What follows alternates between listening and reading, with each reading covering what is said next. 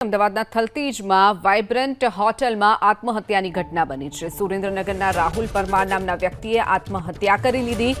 પત્નીના ત્રાસથી આત્મહત્યા કર્યા હોવાનો આરોપ સામે આવ્યો છે। તો છૂટાછેડા માટે સતત દબાણ કરવામાં આવતું હોવાથી આત્મહત્યા કરી હોવાનું પણ સામે આવ્યું છે। મૃતકની પત્ની વિરુદ્ધ પોલીસે દુષ્પ્રેરણાનો ગુનો નોંધી અને વધુ તપાસ હાથ ધરી છે।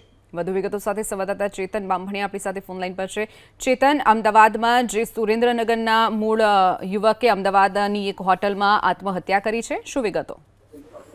જી, સુરેન્દ્રનગરના ભલ ગામમાં વણકરવાસમાં રહેતા રાહુલ પરમારે થલતેજની વાઇબ્રન્ટ હોટલના રૂમમાં ગળે ફાંસો ખાઈને આપઘાત કર્યો હતો।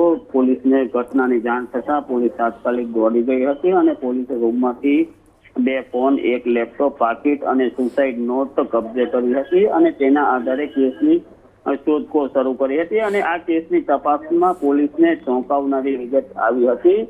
જે યુવક હતો રાહુલ પરમાર, તેમણે તેની પત્ની અને તેના પરિજનોના સતત છૂટાછેડા માટેના ત્રાસ અને દબાણના કારણે અંતિમ પગલું ભર્યું હોવાનો ઉલ્લેખ હતો અને તેમાં લખ્યું હતું કે તું તારા માતા પિતા, મિત્રો અને સગાઓની વાતમાં આવી ગઈ અને મને છોડી દીધો।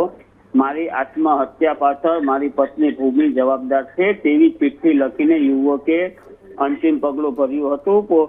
પોલીસ દ્વારા આ ચિઠ્ઠી સહિતના જે પુરાવા કબજે કરી વસ્ત્રાપુર પોલીસે પત્ની વિરુદ્ધ દુષ્પ્રેરણાનો ગુનો નોંધી કેસની વધુ તપાસ હાથ ધરી છે। ચોક્કસથી ચેતન, માહિતી બદલ આભાર।